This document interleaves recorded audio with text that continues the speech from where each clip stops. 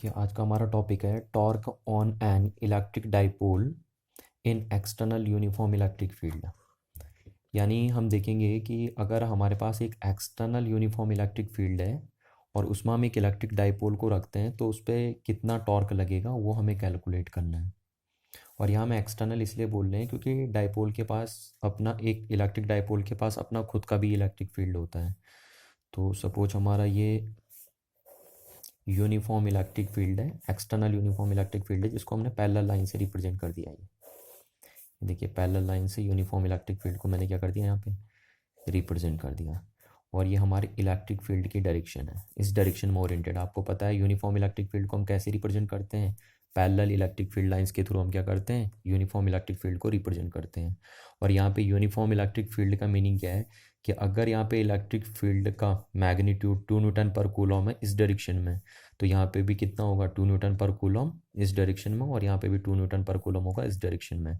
It means कि इस पूरे रीजन में इलेक्ट्रिक फील्ड की वैल्यू हर एक पॉइंट पे क्या होगी, सेम होगी, मैग्नीट्यूड में भी और डायरेक्शन में भी। तो हम इसे बोलेंगे, इस रीजन को हम क्या बोलेंगे, यूनिफॉर्म इलेक्ट्रिक फील्ड।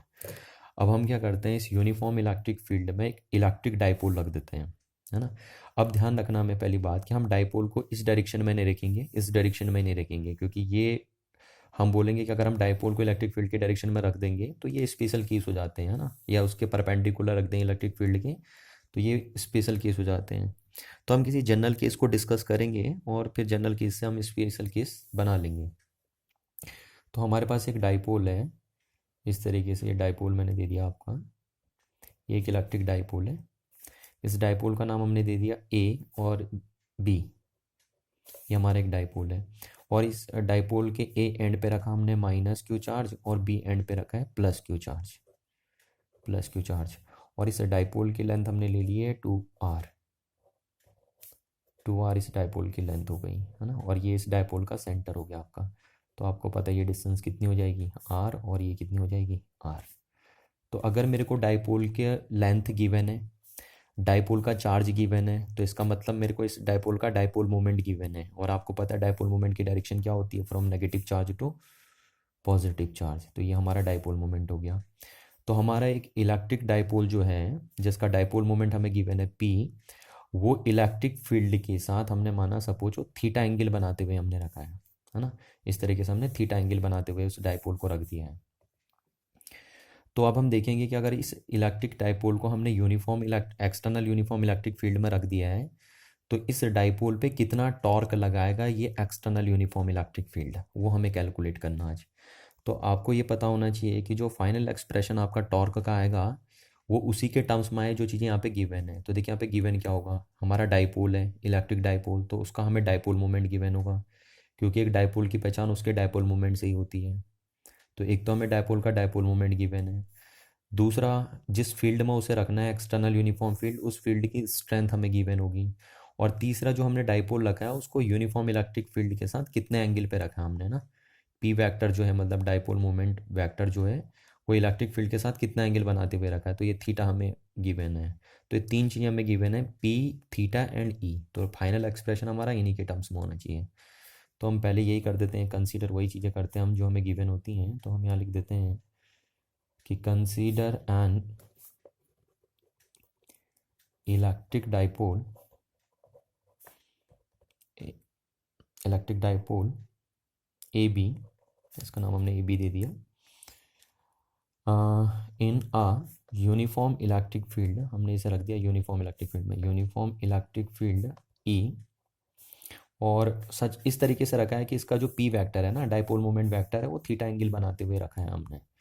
तो सच दैट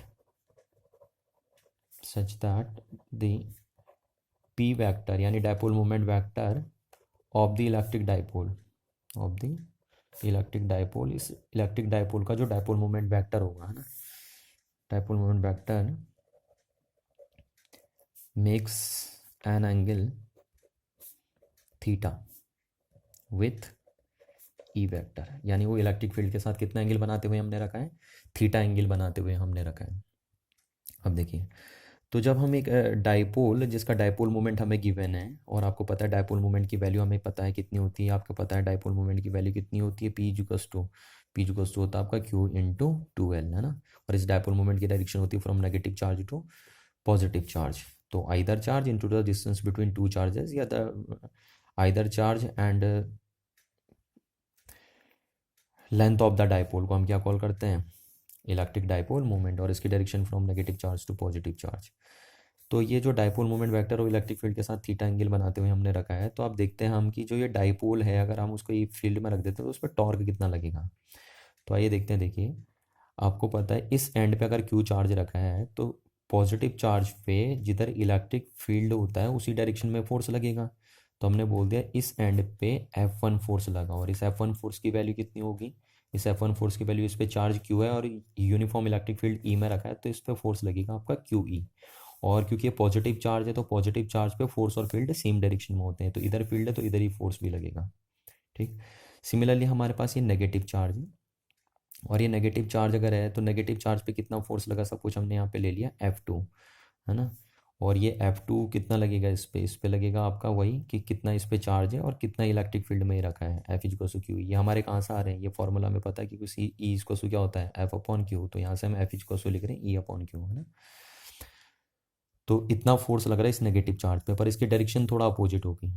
मैग्नीट्यूड भले इस फोर्स और इस चार्ज पे जो फोर्स लग रहा है और इस चार्ज पे जो फोर्स लग रहा है उन दोनों का मैग्नीट्यूड भले बराबर है, पर डायरेक्शन में अपोजिट है ना, क्योंकि पॉजिटिव चार्ज के लिए फोर्स और फील्ड सेम डायरेक्शन में होते हैं, जबकि नेगेटिव चार्ज के लिए फोर्स और फील्ड अपोजिट डायरेक्शन में होता है। अगर फील्ड इधर है तो फोर्स इधर होगा, तो इस चार्ज पे फोर्स इस डायरेक्शन में लगेगा। तो ये दो फोर्स लगे। अब जरा आप इन दोनों फोर्स को ऑब्जर्व करिए, तो ये दोनों फोर्स मैग्नीट्यूड में इक्वल हैं और डायरेक्शन में अपोजिट है। तो अगर हम बोलें कि इस डाइपोल पे नेट कितना फोर्स लग रहा है, तो नेट फोर्स डाइपोल पे कितना है, देखिए ये क्यू ई है, ये भी क्यू ई है, दोनों मैग्नीट्यूड में इक्वल है और डायरेक्शन में अपोजिट है, तो नेट फोर्स डाइपोल पे कितना हो जाएगा, जीरो हो जाएगा। तो हम कहते हैं कि डाइपोल पे क्योंकि नेट फोर्स जीरो है, तो इसलिए डाइपोल जो है वो कोई भी ट्रांसलेशनल मोशन नहीं करेगा, है ना, यानी किसी भी टाइप का इसमें ट्रांसलेशनल मोशन नहीं होगा, और आपका डाइपोल ट्रांसलेशनल इक्विलिब्रियम में रहेगा। और ध्यान रखना, जब आपको पता है कि किसी भी ऑब्जेक्ट पे, यहाँ पे ऑब्जेक्ट कौन है आपका, इलेक्ट्रिक डाइपोल, तो किसी भी ऑब्जेक्ट पे अगर नेट फोर्स जीरो होता है तो उसका सेंटर ऑफ मास मूव नहीं करता। तो इस डाइपोल का अगर सेंटर ऑफ मास हम इसे मान लें तो ये ओ पॉइंट कहीं भी क्या नहीं करेगा, मूव नहीं करेगा। तो इस बात को आप ध्यान रख लीजिए, है ना। तो इस बात को भी हम लिख लेते हैं कि the net force on an electric dipole in uniform electric field, हाँ ये यूनिफॉर्म इलेक्ट्रिक फील्ड इस कितना हो गया, जीरो हो गया। देखिए, क्योंकि क्यू इधर लग रहा है, क्यू लग रहा है, और दोनों डाइपोल पे ही लग रहे हैं, इक्वल इन मैग्नीट्यूड है, अपोजिट इन डायरेक्शन है, तो देयरफॉर नेट फोर्स कितना हो जाएगा, जीरो हो जाएगा। तो यहाँ से हम कह सकते हैं कि डाइपोल कोई भी ट्रांसलेशनल मोशन नहीं करेगा। तो therefore dipole, dipole means electric dipole does not undergo any translational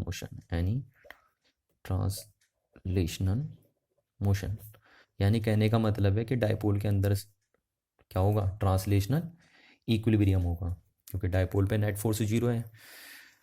तो जब भी नेट फोर्स जीरो होता है तो ट्रांसलेशनल इक्विलिब्रियम में चीज़ बोली जाती है, मैकेनिक्स में हमने पढ़ा 11th क्लास में। और बॉडी का सेंटर ऑफ मास मूव नहीं करता है ना इस केस में, क्योंकि जब नेट फोर्स जीरो होता है तो बॉडी का सेंटर ऑफ मास कहीं भी क्या नहीं करता, मूव नहीं करता। पर अब अगर आपको एक बात ध्यान रखनी है, देखिए अगर हमारे पास ये डाइपोल है ना, सपोज एक ऑब्जेक्ट है, ऑब्जेक्ट हमारे यहाँ पे डाइपोल है। अब इस डाइपोल पे देखिए एक फोर्स इस एंड पे लग रहा है, इस डायरेक्शन में लग रहा है एक फोर्स, इस डायरेक्शन में एक फोर्स ये आपको दिख रहा है, दूसरा फोर्स इस डायरेक्शन में है ना, इस डायरेक्शन में दूसरा फोर्स है। तो ये डाइपोल पे दो फोर्स लग रहे हैं, इक्वल इन मैग्नीट्यूड और अपोजिट इन डायरेक्शन के, और with different line of action लग रहे हैं। देखिए दोनों का लाइन ऑफ एक्शन डिफरेंट है, इस फोर्स का लाइन ऑफ एक्शन ये है और दूसरे वाले फोर्स का लाइन ऑफ एक्शन ये है। तो जब किसी भी ऑब्जेक्ट पे दो फोर्स इक्वल मैग्नीट्यूड और अपोजिट डायरेक्शन में काम करते हैं with different line of action, तो एक कपल का फॉर्मेशन करते हैं। क्या करते हैं, कपल का फॉर्मेशन करते हैं। ध्यान रखना ना, सिर्फ दो फोर्स इक्वल मैग्नीट्यूड और अपोजिट डायरेक्शन में होना एसेंशियल नहीं है, साथ में उन फोर्स का लाइन ऑफ एक्शन होना भी डिफरेंट होना भी जरूरी है कपल बनाने के लिए। देखिए जैसे मैंने बोला एक फोर्स ये है सपोज 5 न्यूटन, दूसरा फोर्स ये है 5 न्यूटन, दोनों फोर्स इक्वल मैग्नीट्यूड के हैं, अपोजिट डायरेक्शन के हैं, पर दोनों में दोनों कपल नहीं बना पाएंगे। क्यों नहीं कपल बना पाएंगे? क्योंकि दोनों का लाइन ऑफ एक्शन क्या है? सेम है। तो अगर मैं एक फोर्स ऐसे लगाऊं, एक फोर्स ऐसे लगाऊं, दोनों इक्वल इन मैग्नीट्यूड हो और अपोजिट इन डायरेक्शन हो, तो ये कपल का फॉर्मेशन करते हैं कभी भी, है ना। तो वी कैन से कि when two force of equal magnitude opposite in direction acts on an object with a different line of action, then they form a couple. And this couple is necessary, या this couple is responsible to rotate the object, है ना ये, and do a rotational motion. तो देखिए हम बोलेंगे कि अगर इस डाइपोल पे, यहाँ पे भी वही हो रहा है कि इस डाइपोल पे दो इक्वल फोर्स, देखिए ये फोर्स और ये फोर्स, दोनों फोर्स इक्वल हैं मैग्नीट्यूड में, डायरेक्शन में अपोजिट है, और डिफरेंट लाइन ऑफ एक्शन के साथ काम कर रहे हैं। इस फोर्स का लाइन ऑफ एक्शन ये है देखिए, और इस फोर्स का लाइन ऑफ एक्शन ये है, तो दोनों force different line of action में काम कर रहे हैं। तो हम कह सकते हैं कि इस डाइपोल पे क्या लग रहा है? एक कपल का फॉर्मेशन हो रहा है ना, कपल फॉर्म हो रहा है। ऐसी सिचुएशन जब भी बनती है तो हम बोलते हैं कपल बनना, और एक कपल रिस्पॉन्सिबल होता है क्या करने के लिए? रोटेशनल मोशन करने के लिए, है ना। तो ये इस डाइपोल में क्या करवा देगा? रोटेशनल मोशन करवा देगा, ये कपल जो फॉर्म हो रहा है यहाँ पे। और ये जो कपल फॉर्म होगा वो डाइपोल में रोटेशनल मोशन कराएगा, और इस डाइपोल को इलेक्ट्रिक फील्ड में अलाइन करने के लिए पूरा ट्राई करेगा, है ना। ये जो इस डाइपोल पे कपल का फॉर्म होगा, वो कपल क्यों फॉर्म हो रहा है? क्योंकि इस डाइपोल पे दो फोर्स इक्वल मैग्नीट्यूड के लग रहे हैं, अपोजिट डायरेक्शन के लग रहे हैं, और डिफरेंट लाइन ऑफ एक्शन के साथ लग रहे हैं। तो इसलिए कपल का फॉर्मेशन करेंगे, और वो कपल इसमें रोटेशनल मोशन कराएगा और इस डाइपोल को इलेक्ट्रिक फील्ड में अलाइन करने के लिए पूरा ट्राई करेगा कि वो डाइपोल क्योंकि ये टॉर्क लगा कौन रहा है? ये एक्सटर्नल फील्ड लगा रहा है। तो ये एक्सटर्नल फील्ड कहीं ना कहीं चाहेगा कि ये डाइपोल इसकी डायरेक्शन में क्या हो जाए? ओरिएंटेड हो जाए। तो हम यहाँ से लिख देते हैं कि बट टू इक्वल, देखिए ये ट्रांसलेशनल मोशन तो नहीं करा पा रहे हैं दोनों के दोनों फोर्स, है ना, पर ये रोटेशनल मोशन जरूर करा देंगे। क्यों? क्योंकि कपल का फॉर्मेशन कर रहे हैं। तो हम वही बोलते हैं but two equal and and opposite forces acting with different line of action, different line of action constitute क्या कॉन्स्टिट्यूट करेंगे? अ कपल, एक कपल का फॉर्मेशन करेंगे, है ना। और ये कपल क्या करेगा? इस डायपोल को रोटेट करेगा और इलेक्ट्रिक फील्ड की डायरेक्शन में क्या करेगा? अलाइन करेगा। तो हम बोल सकते हैं कि this couple tends to rotate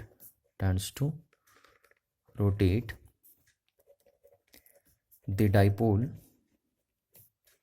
in, अब देखिए किस डायरेक्शन में घुमाया गया है ना। तो ये आपको पता है, देखिए ये फोर्स इधर लग रहा है तो ये इस डायरेक्शन में घुमाएगा इस डायपोल को, इलेक्ट्रिक फील्ड अपने डायरेक्शन में अलाइन करेगा इसको, तो इस डायरेक्शन में घुमाएगा। यानी कौन सा मोशन हो रहा है? क्लॉकवाइज मोशन हो रहा है। तो this couple tends to rotate dipole in clockwise direction, ये इसको क्लॉकवाइज डायरेक्शन में घुमा देगा आपका। एंड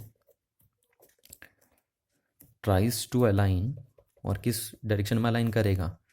डायपोल को align the dipole along the E, electric field की डायरेक्शन में क्या करेगा? उसे अलाइन करेगा। तो अब हम देखते हैं, देखिए कि कभी भी किसी ऑब्जेक्ट पे अगर कपल लगता है, कपल का फॉर्म होता है, तो कपल आप ये मान के चलिए कि कपल बेसिकली दो टॉर्क का कॉम्बिनेशन होता है ना, कॉम्बिनेशन ऑफ टू टॉर्क्स है, और जो जो दोनों टॉर्क सेम डायरेक्शन में काम करते हैं। तो जब किसी एक ऑब्जेक्ट पे दो टॉर्क सेम डायरेक्शन में वर्क करते हैं तो वो कपल का फॉर्मेशन करते हैं, है ना। पर कपल के लिए कंडीशन एसेंशियल है कि दोनों फोर्स इक्वल मैग्नीट्यूड के होने चाहिए, अपोजिट डायरेक्शन में होनी चाहिए, और डिफरेंट लाइन ऑफ एक्शन के साथ काम करने चाहिए। तो हम बोल सकते हैं कि कपल एक तरीके से क्या है? दो टॉर्क का कॉम्बिनेशन है। तो जब भी कपल फॉर्म होता है एक ऑब्जेक्ट के अंदर, किसी भी ऑब्जेक्ट पे अगर कपल का फॉर्मेशन होता है, तो तब आप उस ऑब्जेक्ट का जो नेट टॉर्क है वो किसी भी पॉइंट के अबाउट अगर आप देखेंगे, किसी भी पॉइंट के अबाउट आप देखिए, आप इस पॉइंट के अबाउट देखिए, आप इस पॉइंट के अबाउट देखिए, है ना, किसी भी पॉइंट के अबाउट आप अगर देखेंगे उसका नेट टॉर्क, तो हमेशा सेम आएगा। ये बात आप हमेशा ध्यान रखिए, इस बात को अपने दिमाग में बिठा के रखिए आप, कि जब भी किसी ऑब्जेक्ट पे कपल का फॉर्मेशन होता है तो उस ऑब्जेक्ट का जो नेट टॉर्क आता है किसी भी एक्सिस के अबाउट, है ना, या किसी भी पॉइंट के अबाउट, तो वो क्या आएगा? सेम आएगा। यानी अगर आप इस पॉइंट के अबाउट, इसका नेट टॉर्क देखेंगे, इस डाइपोल पर लगने वाला नेट टॉर्क देखेंगे, तो अगर सपोज वो 100 आया तो इस पॉइंट के अबाउट भी अगर आप नेट टॉर्क देखेंगे इस डाइपोल का तो वो भी क्या आएगा, 100 ही आएगा। और इस पॉइंट के अबाउट भी देखेंगे तो 100 ही आएगा। क्योंकि किसी भी एक्सिस ऑफ रोटेशन के अबाउट या किसी भी पॉइंट के अबाउट जो रोटेशन जो नेट टॉर्क आएगा एक डाइपोल का वो सेम आएगा अगर उस डाइपोल पे क्या हो रहा है, कपल लग रहा है। तो अब हम क्या करते हैं कि हम इस पॉइंट के अबाउट ही देख लेते हैं ना, क्योंकि हमें पता है कि इस पे नेट फोर्स 0 है। तो ये आपको पता है सेंटर ऑफ मास कहीं मूव नहीं कर रहा है, तो ये जो डाइपोल रोटेट होगा ये इसी पॉइंट के अबाउट रोटेट होगा इस तरीके से। वैसे तो हम कहीं भी निकाल सकते हैं, क्योंकि हम अगर इस सिस्टम पे नेट टॉर्क निकाल लें तो हम किसी भी पॉइंट के अबाउट निकाल सकते हैं। इसमें से किसी भी पॉइंट के अबाउट आप निकाल दीजिए या किसी भी एक्सिस ऑफ रोटेशन के अबाउट निकाल दीजिए। देखिए अभी तो हम एक्सिस ऑफ रोटेशन ये लेंगे, इस तरीके से रोटेट करेगा यहाँ पे डाइपोल आपका, है ना। इस तरीके से यहाँ से इसके अलावा रोटेट करेगा ये इस तरीके से। पर अगर हम इसके अबाउट भी निकाल देते हैं तो हमारा नेट टॉर्क वही आएगा, क्योंकि कपल के केस में आप किसी भी पॉइंट के अबाउट या किसी भी एक्सिस ऑफ रोटेशन के अबाउट अगर आप टॉर्क फाइंड आउट करते हैं तो आपके टॉर्क की वैल्यू सेम आती है। तो अब हमें नेट टॉर्क निकाल देते हैं। देखिए टॉर्क आपको पता है, टॉर्क का दूसरा नाम हम क्या बोलते हैं, मोमेंट ऑफ फोर्स। तो हम नेट टॉर्क निकाल देते हैं इस ऑब्जेक्ट पे कि इस ऑब्जेक्ट पे नेट टॉर्क कितना लग रहा है आपका। तो हम यहाँ बोल देते हैं कि टॉर्क यानी नेट टॉर्क हम बोल देते हैं इसे, net torque acting on a dipole. इस डाइपोल पे हम नेट टॉर्क निकाल देते हैं ना, नेट टॉर्क। और अबाउट किसके अबाउट निकाल रहे हैं हम, about O, about O, O point के अबाउट हम निकाल रहे हैं, या इस एक्सिस के अबाउट हम निकाल रहे हैं, इस एक्सिस के अबाउट। यानी एक्सिस ऑफ रोटेशन हमारी ये है, इस एक्सिस ऑफ रोटेशन के अबाउट हम इसका टॉर्क देख रहे हैं, या इस पॉइंट के अबाउट हम इसका टॉर्क देख रहे हैं। ठीक है, और हमने इसी पॉइंट के अबाउट इसलिए देखा है क्योंकि ये सेंटर ऑफ मास है और ये मूव नहीं करेगा इस केस में, तो इसके अबाउट ही रोटेशन होगा। बाकी अदरवाइज आप कपल के केस में किसी भी पॉइंट के अबाउट अगर आप रोटेशन देखते हैं, किसी भी एक्सिस के अबाउट अगर आप टॉर्क देखते हैं, सॉरी है ना, किसी भी पॉइंट के अबाउट अगर आप टॉर्क देखते हैं या किसी भी एक्सिस ऑफ रोटेशन के अबाउट अगर आप टॉर्क देखते हैं तो सेम ही आता है कपल के केस में। तो हम यहाँ पे लिख रहे हैं कि net torque acting on a dipole at net torque acting on a dipole about a point O इस। तो कितना हो जाएगा देखिए, तो हमें इस डाइपोल का नेट टॉर्क निकालना है। किसी डाइपोल पे नेट टॉर्क आया है ना, तो इस नेट टॉर्क को हम क्या बोल सकते हैं, और इस नेट टॉर्क को हम बोलते हैं मोमेंट ऑफ कपल भी हम कॉल कर सकते हैं, मोमेंट ऑफ कपल, क्योंकि ये कपल का क्या है, मोमेंट है ना। कपल मीन्स दो फोर्स का टॉर्क है ये। ठीक है, नेट टॉर्क जिसे हम बोलें या मोमेंट ऑफ कपल हम इसे बोलें, तो ये मोमेंट ऑफ कपल कितना होगा देखिए आपका, है ना। इस फोर्स का टॉर्क इस पॉइंट के अबाउट और इस फोर्स का टॉर्क इस पॉइंट के अबाउट हम निकालेंगे, तो हम बोलेंगे टाउ 1 और प्लस टाउ 2 ये होंगे। और क्योंकि टाउ क्या है, टॉर्क क्या है, एक वेक्टर क्वांटिटी, इसलिए इन दोनों का सम होगा। तो ये जो टॉर्क है यहाँ पे, जो टाउ 1 है वो क्या है, वो इस फोर्स का टॉर्क है इस पॉइंट के अबाउट, और जो टाउ 2 है वो क्या है, इस फोर्स का टॉर्क है इस पॉइंट के अबाउट। तो अगर हम इस फोर्स का टॉर्क निकाल दें इस पॉइंट के अबाउट और इस फोर्स का टॉर्क निकाल दें इस पॉइंट के अबाउट और दोनों को वेक्टर सम कर दें, तो हमें पता चल जाएगा कि इस पूरे डाइपोल पे नेट टॉर्क कितना है ना, या मोमेंट ऑफ कपल कितना है इस डाइपोल का। तो आइए देखते हैं। तो देखिए अब हमें क्या करना है, इस फोर्स का टॉर्क निकालना है पहले ना, F1 का। तो इसको हमने क्या नाम दिया है, इसको हमने नाम दिया है टाउ 1 नाम दिया है। तो टाउ 1 क्या होगा देखिए आपका, है ना, moment moment of force, moment of this force, moment of this force R. और यहाँ पे जो आपकी आर होती है वो क्या चीज़ होती है, आर होता है position vector of this force from the point of rotation. ये जो आर है आपका देखिए ध्यान से क्या है, position vector of this force from the point of rotation. तो ये इस फोर्स का टॉर्क आ गया अबाउट पॉइंट ओ। तो हम इसे लिख सकते हैं क्या है, ये torque of force, torque of force F1 about O के अबाउट हमने निकाल दिया, ये आ गया आपका। और सिमिलरली हम बोलेंगे कि therefore torque of force F2 about O. तो हम टॉर्क निकालेंगे इस फोर्स का टॉर्क हम निकालेंगे, और अबाउट दिस वन, तो आपको पता है ये टॉर्क हम टाउ टू बोल दे रहे हैं इस टॉर्क को, और ये टॉर्क कितना होगा आपको पता है, moment of this force, moment of force है ना, मोमेंट ऑफ फोर्स को ही तो आप क्या कॉल करते हैं, मोमेंट ऑफ फोर्स को आप क्या कॉल करते हैं, टॉर्क कॉल करते हैं। तो ये हो गया आपका, जहाँ पे आर क्या है आपको पता है ना, आर जो है आपकी वो क्या है, position vector of this force from the point of rotation, position vector of this force from the point of rotation. तो ये आपका बन गया इस तरीके से। तो देयरफॉर हम क्या बोलेंगे, नेट टॉर्क जो लगेगा, नेट टॉर्क देखिए हमारे पास ये था फॉर्मूला नेट टॉर्क, तो tau one plus tau two, यानी इस फोर्स का टॉर्क और इस फोर्स का टॉर्क, दोनों फोर्स के टॉर्क को अगर हम ऐड कर देंगे तो हमारे पास नेट टॉर्क आ जाएगा इस डाइपोल पे लगने वाला। तो हमने पहला टॉर्क, फर्स्ट फोर्स का टॉर्क ओ पॉइंट के अबाउट निकाल लिया, और सेकेंड फोर्स का टॉर्क भी किसके अबाउट निकाल लिया, ओ के अबाउट निकाल लिया। अब हम दोनों को क्या कर रहे हैं, ऐड कर रहे हैं। तो देखिए क्या होगा आपका, आर क्रॉस एफ और plus R cross F two, F one, और ये आपका एफ टू आया। अब देखिए जरा, इस टॉर्क की डायरेक्शन क्या होगी, टाउ वन की डायरेक्शन क्या होगी, है ना। तो अगर हमें टाउ वन की डायरेक्शन पता करनी है, देखिए टॉर्क एक वेक्टर क्वांटिटी है, तो टॉर्क की अगर हमें डायरेक्शन पता करनी है तो हमारे पास देखिए दो तरीके हैं। एक तो आप इस तरीके से पता कर सकते हैं, है ना, मैक्सवेल का राइट हैंड स्क्रू रूल लगा के। तो देखिए अगर हम पहले तरीके से पता करते हैं इस तरीके से, तो टॉर्क की डायरेक्शन क्या आएगी, देखिए, है ना, Maxwell right hand screw rule लगाएंगे हम। तो Maxwell right hand screw rule कहता है कि आप अगर पहले वेक्टर की डायरेक्शन से दूसरे वेक्टर की डायरेक्शन में क्या करेंगे, स्क्रू को रोटेट करेंगे, फर्स्ट वेक्टर से सेकंड वेक्टर की डायरेक्शन में अगर स्क्रू को आप क्या करेंगे, रोटेट करेंगे। ये फर्स्ट वेक्टर हमारे पास और ये सेकंड वेक्टर है, तो अगर आप फर्स्ट वेक्टर से सेकंड वेक्टर की डायरेक्शन में स्क्रू को रोटेट करेंगे तो स्क्रू जिधर को एडवांस होगा वो टॉर्क की डायरेक्शन बताएगा। ये मैक्सवेल का राइट हैंड स्क्रू रूल है। तो देखिए हमारे पास पहला वेक्टर ये है आर, इस डायरेक्शन में हमारा आर है, और दूसरा वेक्टर है एफ, वो इस डायरेक्शन में है। तो हमने फर्स्ट वेक्टर से सेकंड वेक्टर, फर्स्ट वेक्टर ये रहा आपका और सेकंड वेक्टर आपका ये रहा इधर को। तो फर्स्ट वेक्टर से सेकंड वेक्टर की डायरेक्शन में अगर हम स्क्रू को रोटेट करें तो स्क्रू के एडवांस की डायरेक्शन क्या बताएगी, स्क्रू के एडवांस होने की डायरेक्शन टॉर्क की डायरेक्शन बताएगी। तो देखिए हमने फर्स्ट वेक्टर ये रहा, सेकंड वेक्टर ये रहा, तो फर्स्ट वेक्टर से सेकंड वेक्टर की डायरेक्शन में स्क्रू को रोटेट करना है। देखिए ये, तो ये देखिए अगर मैं फर्स्ट वेक्टर से सेकंड वेक्टर, है ना, ये फर्स्ट वेक्टर आपको दिख रहा है, सेकंड वेक्टर आपको दिख रहा है, तो फर्स्ट से सेकंड की डायरेक्शन में अगर स्क्रू रोटेट करूँ तो देखो स्क्रू किधर को एडवांस हो रहा है, inside to the page, inside to the page यानी इनवर्ड डायरेक्शन में आ रहा है। तो ये आपका ये टॉर्क किस डायरेक्शन में आ गया, ये टॉर्क आपका आ गया इनवर्ड डायरेक्शन में आ गया, है ना। या फिर दूसरा आप ये बोल सकते हो, अगर आपको इस तरीके से नहीं बताना है तो आप इस टॉर्क की direction Maxwell right hand thumb rule से भी आप बता सकते हैं।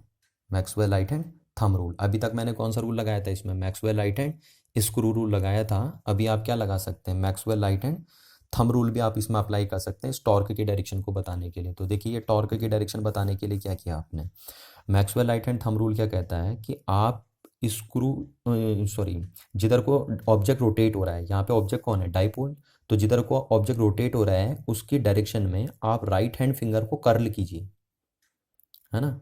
तो रोटेशन की डायरेक्शन में, यानी रोटेशन के सेंस में आप अपनी राइट हैंड फिंगर को कर्ल कीजिए। तो देखिए रोटेशन इधर हो रहा है, इस सेंस में रोटेशन हो रहा है, क्लॉकवाइज रोटेशन है यहाँ पे डाइपोल में।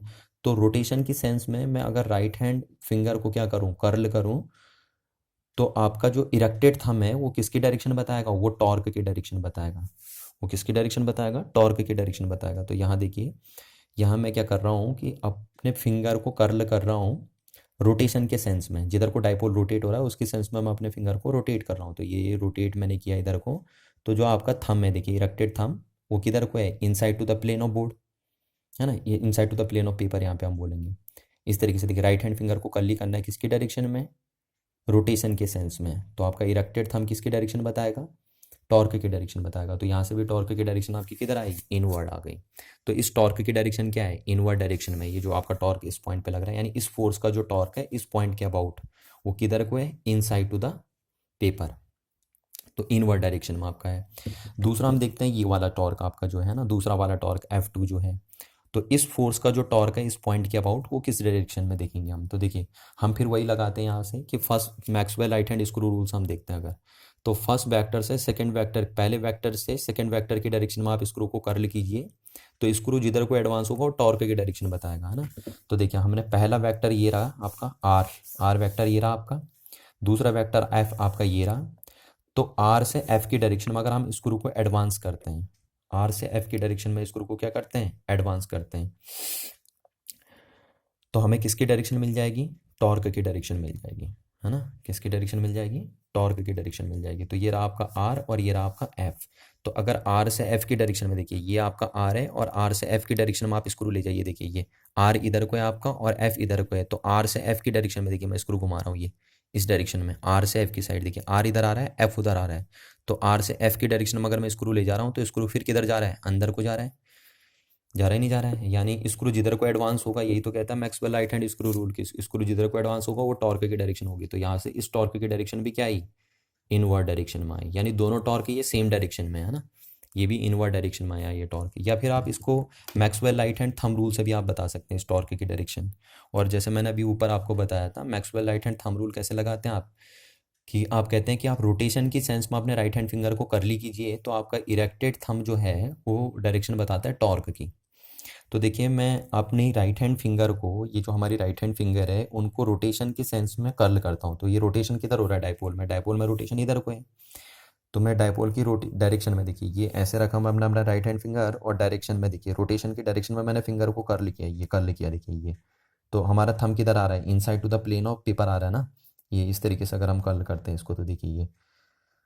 तो यहाँ पे भी हम बोलते हैं कि इस फोर्स की डायरेक्शन भी क्या आई, सॉरी इस टॉर्क की डायरेक्शन भी क्या आई इस ओ पॉइंट के अबाउट, ये भी किधर आई, इनवर्ड आई। चाहे आप Maxwell right hand screw rule लगा के देख लीजिए या फिर आप क्या करके देख लीजिए आप